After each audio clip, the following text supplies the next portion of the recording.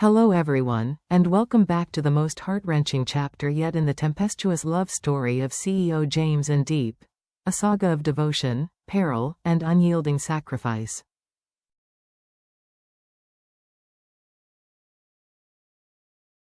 In the previous episode, James took decisive, selfless action to shield those he held most dear.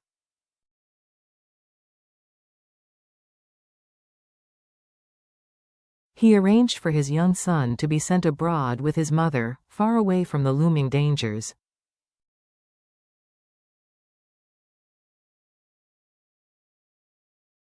And for Deep, the woman who meant the world to him, he made an unusual choice, to keep her safe in the home of a feared gangster's parents.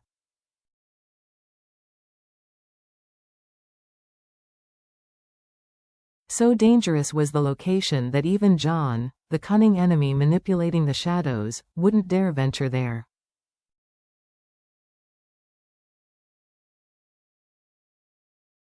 But James wasn't done. He took the war to John himself. Their meeting wasn't just a confrontation.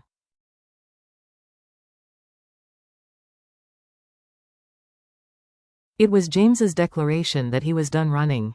He would fight, not only for his company and legacy, but for his love.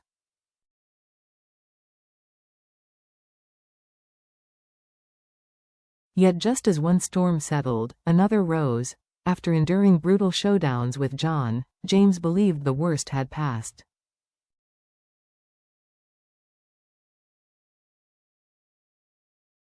But nature, relentless and indifferent, had other plans. Unprecedented floods driven by climate change swept across the region.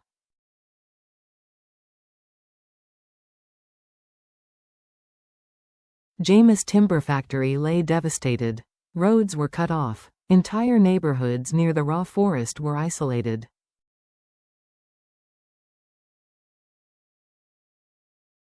Homes drowned. Families displaced. The damage was not just material, it was human.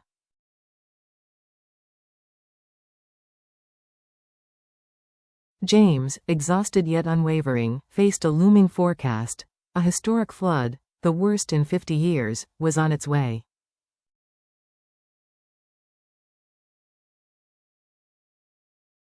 And its epicenter? The very place where James had built everything, his family's legacy, his business, and the surrounding community.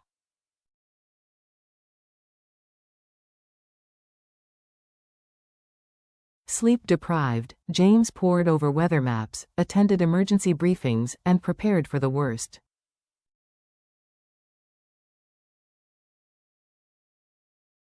Yet, it wasn't the company's losses that weighed heaviest on his heart. It was the people, elders, children, families who once called him young master, the very souls who had helped him build his empire from the ground up.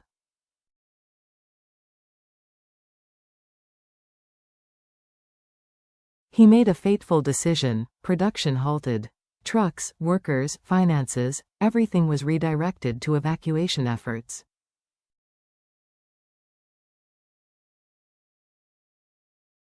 His conscience could not allow him to stand by. That night, as light drizzle whispered through the dark, James sat by the window in silence, pondering one question. Deep, will you be angry with me for this?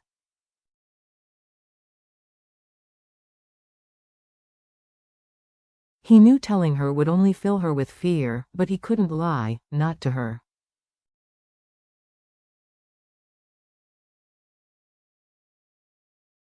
I have to go back, he resolved. I must lead the evacuation myself. And when it's over, I'll help rebuild everything.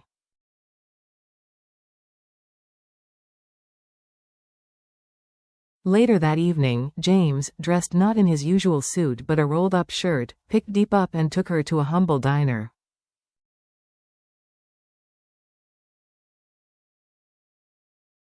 They hadn't shared quiet time in ages.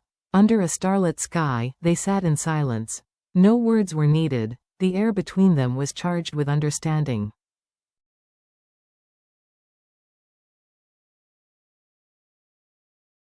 Finally, James confessed, I haven't slept. I can't hide this from you anymore. I'm returning to the heart of the storm.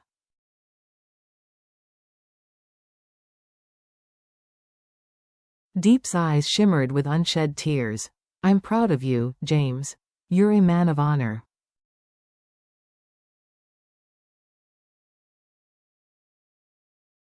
But I'm also your wife. I have the right to be afraid. He held her cheek gently. I'm scared too, but I can't be selfish.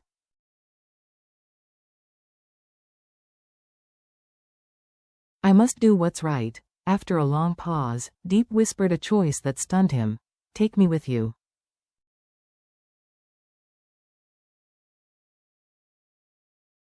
James protested. There was a child, it was dangerous, but Deep insisted. I won't just wait here, fearing every phone call.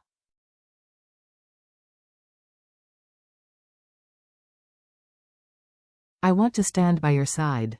I don't need to do anything heroic, just help, support, and love.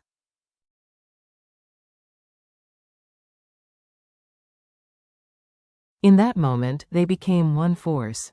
James nodded, not out of surrender, but in recognition that this was no longer his mission alone.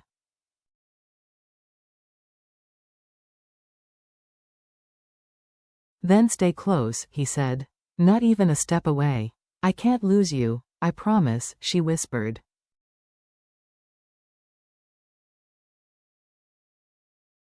No matter how fierce the storm, I'll never let go. Before dawn, while the city still slept, a ghostly fog blanketed the streets.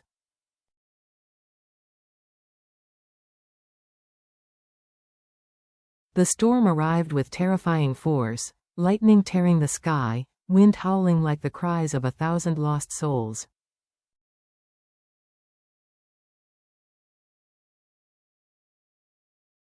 James, Deep, and their team worked day and night, evacuating villagers, reinforcing homes, and distributing supplies.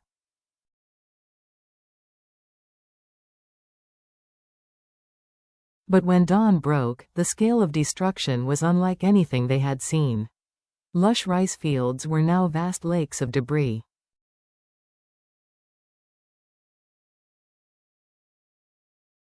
Homes had crumbled into memories. And among the ruins, cries of anguish echoed. On a muddy village road, Deep stood paralyzed by grief, watching mothers wail, children cry, and elders clutch faded photos of loved ones lost.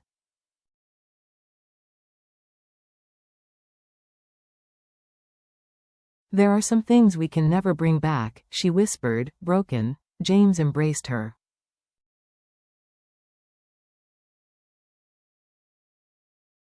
We couldn't save everyone, but we'll rebuild, with them, not for them. Indeed, amidst tragedy, hope stirred.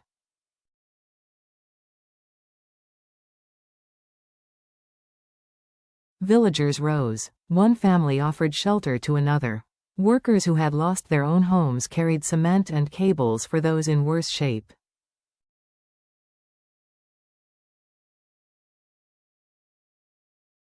No one stood alone. By the third day, the floodwaters had not receded. No birds, no market vendors.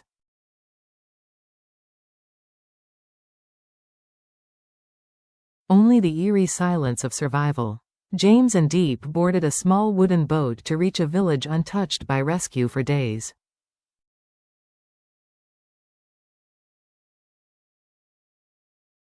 There, children sat in stunned silence, too weak to cry. Deep cradled boxes of noodles and medicine like treasures.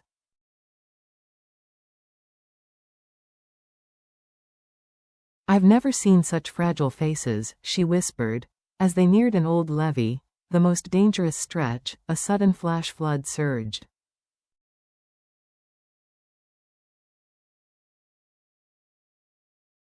Water rose violently. The boat rocked, capsized. Screams were swallowed by the flood.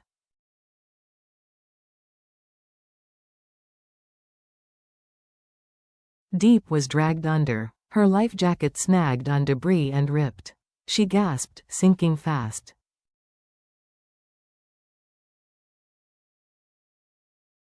James saw her flailing. He dove like a torpedo, screaming, "Hold on." He reached her, limp, barely conscious, and without a thought, stripped off his own life jacket to strap it on her.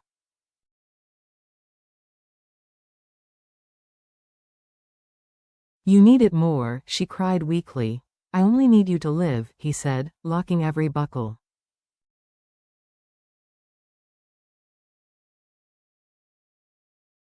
For a fleeting second, love conquered the storm, but nature had more cruelty in store.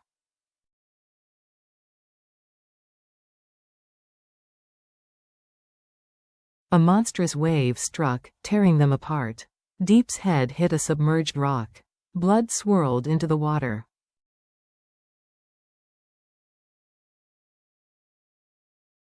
She drifted, lifeless. James screamed, a sound lost to the roar. He swam after her, but weakened and without a jacket, the water claimed him too.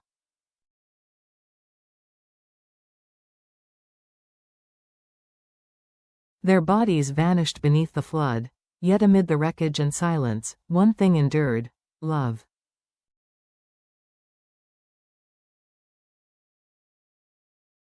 A love so fierce it defied fear, storm, and even death. Will James survive? Will Deep wake up? And most of all, will fate allow them to return to the little boy waiting at home?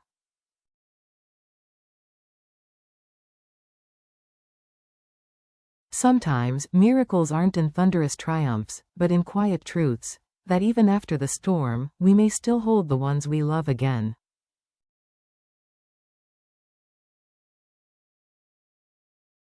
Let us pray for them. Stay tuned for the next episode, where hope may rise from the depths of despair.